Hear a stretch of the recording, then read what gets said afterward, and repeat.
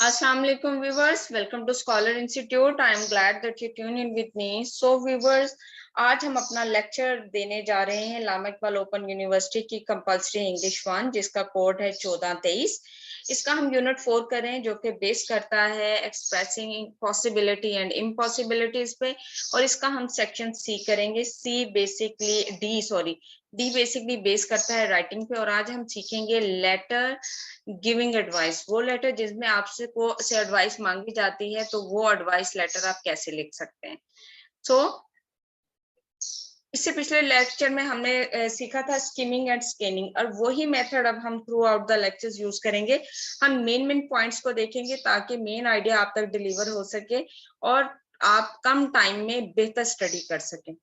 सो यहाँ देखें, letter write give advice, write letters giving advice, ऐसा खत लिखना है जिसमें हमने नसीहत करनी है। अब ये देखिए है क्या, basically a letter of advice can have a powerful impact. क्या होता है, ये बहुत ज्यादा पावरफुल इम्पैक्ट रखता है क्योंकि आप किसी को नसीहत कर रहे हैं। And advice written in the letter form becomes a valuable piece because the written word has a motivational power। कि जो एडवाइस लेटर होता है उसमें क्या होता है, मोटिवेशनल पावर होती है। Then casual comments are even serious verbal suggestion, तो उसमें क्या होता है, सीरियस किस्म की वर्बल सजेशन दी गई होती है। Letter advice can build good will and trust. Letter और एडवाइस क्या क्रिएट करता है, उसकी गुडविल और उसके ट्रस्ट को बढ़ा देता है। They can be very useful to motivate the reader to achieve a goal, और ये रीडर को उसका गोल अचीव करने में हेल्पफुल साबित होता है।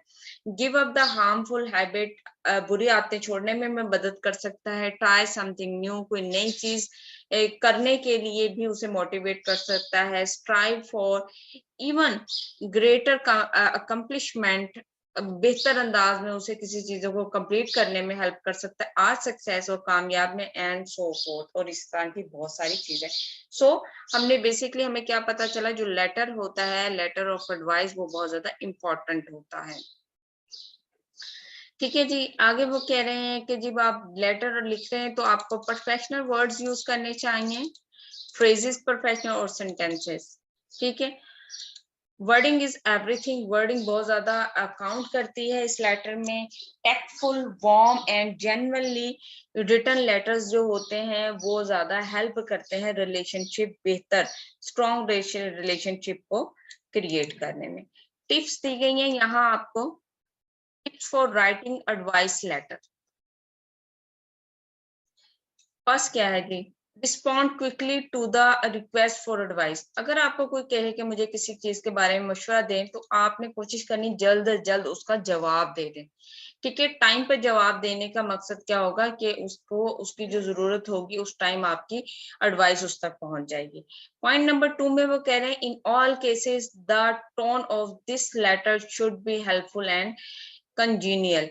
ठीक है नी, तो आपकी जो टोन होगी उस लेटर को लिखते हुए, आपने बहुत ही हम्बली और हेल्पफुल अंदाज में उसे लिखना है।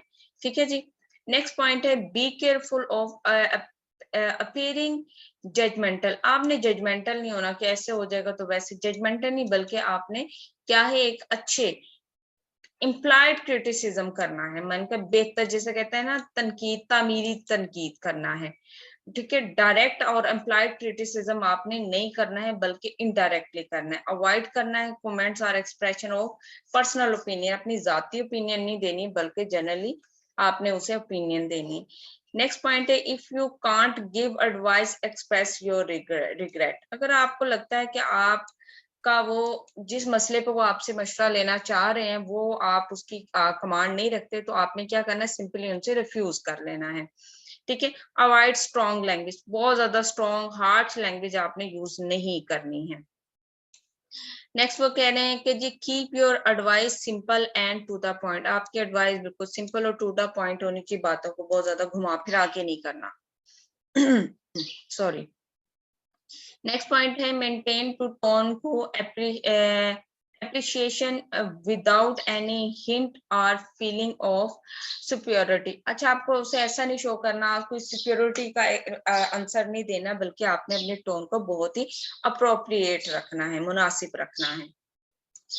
नेक्स्ट है जी, look to people you know you can rely on. आपने ऐसे लोगों की तरह देखे जिन पे आप एतमाद कर सकते हो, ठीक है, मशवरे के तौर पे।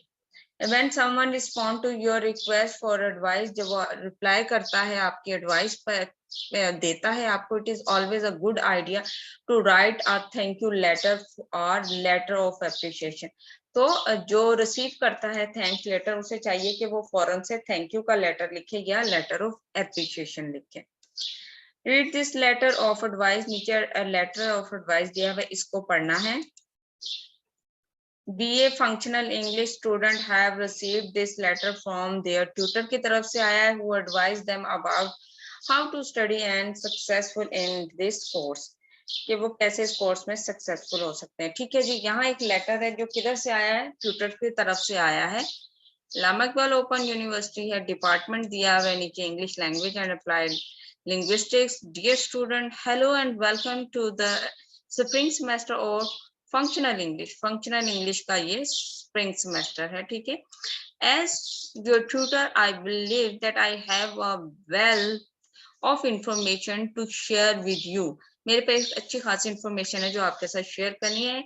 And I hope that you may benefit from my knowledge, और आप मेरे knowledge और experience से मुस्तफीद होंगे। Although being an AIOU student allows you a great deal of freedom, आपको एक बड़ी आजादी दी जाती है, but with this freedom comes a great deal of responsibility। but इस freedom के साथ आपके पास एक responsibility भी आती है। If you are a self motivated person, अगर आप खुद से काम करने वाले शख्स हैं, then this class is for you, ये क्लास आपके लिए, एंड सक्सेस विल फॉलो, और आपके इस चीज को आप कामयाबी आपके पीछे आएगी। यानी कि the most important aspect of this class is communication with your classmates and with the instructor or tutor in the tutorial meeting and via email. वो यहाँ आपको ट्यूटर बता रहे हैं कि आप अपने क्लासमेट से इंटरेक्ट कर सकते हैं, और ट्यूटर से भी किसके जरिए, ईमेल के जरिए।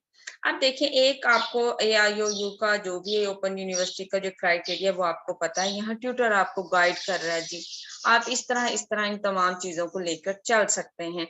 सो यही बेसिकली एक एडवाइस का आपका टीचर कहेगा जी, आपकी असाइनमेंट जो है वो प्रॉपर होनी चाहिए, टाइम पे होनी चाहिए, आपने कहीं से चीटिंग नहीं करनी है, आपने जो है डिफरेंट लिखना है। हेल्प बुक से आप हेल्प ले सकते हैं, बट आप एज इट इज वहां से ना लिखें, एक से ज्यादा स्टूडेंट्स के आपस में चीजें मैच नहीं होनी चाहिए। तो ये तमाम चीजें एडवाइस में आती हैं, ठीक है जी। सो आप ऊपर का जब पूरा पढ़ेंगे तो आपको आइडिया हो जाएगा। Then the following are a few suggestion on how to succeed in this course। अब वो यहाँ बेसिकली सजेशन आपको दे रही है, ऊपर वो एक कम्युनिकेट कर रहे थे tutor. Be prepared to devote a minimum of 10 hours each work। हर हफ्ते आपने कितने घंटे देने के लिए वो कह रहे हैं, 10 घंटे। Don't get behind an assignment, keep current। कोई भी असाइनमेंट पीछे ना छोड़ें, साथ साथ करते जाएं। Don't be afraid to ask for help. मदद के लिए कहने के लिए कभी भी खौफजदा ना हो। मतलब आपको जब मदद चाहिए आप ओपनली कह रहे। Use the audio cassettes, it's fun and very useful. Audio cassette साथ होती हैं, उन्हें आप यूज करें, सुने, ये अच्छा है, वो आपको एडवाइस दे रहे हैं, ठीक है जी। Consider purchasing a nice dictionary or a grammar book। वो कह रहे हैं आपको डिक्शनरी खरीद लो और एक क्या करो, ग्रामर बुक खरीद लो, ठीक है। सो ये देखें, ये ट्यूटर सारे आपको एडवाइस, आप भी इस तरह जो एडवाइस लेटर होगा उसमें यही पैटर्न फॉलो करेंगे। Type your assignments on the computer. Computer पे कह रहे हैं जी टाइप करें, हैंड रिटन ना करें, because not only are studying English rules, you are also acquiring computer skills. Computer skill भी आप सीखेंगे इसके साथ साथ। Keep in mind this Chinese proverb. Proverb क्या है चाइनीज का, it is not what you know when you start but what you learn and put to good use। कहते जरूरी नहीं होता आप क्या सीख रहे हैं, बल्कि ये हो रहा है कि आप सीख रहे हैं उसको आप अच्छा इस्तेमाल भी कर सकें।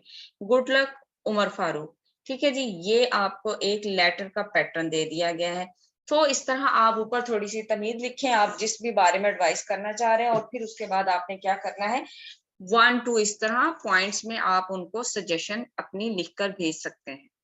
उमा फारूक एक्सरसाइज 14 है जी। Umar Farooq gives valuable advice to his students. Write down the advices and Mr. Farooq writes to his student. ये सारी advice वो कह रहे हैं, आप नीचे दोबारा लिखें. For example, I strongly suggest that you should attend the tutorials. आपको tutorials लेने चाहिए. इस तरह की जितनी ऊपर advices हैं वो आपने अलग से लिखनी. Exercise 15. Now read the letter once again and identify specific words that indicate the function of advice.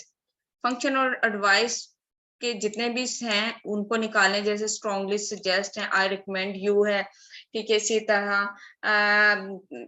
और वर्ड जो ऊपर यूज किए गए हैं वो आप लोगों ने ऊपर से लिखने हैं यहाँ पर, ठीक है जी।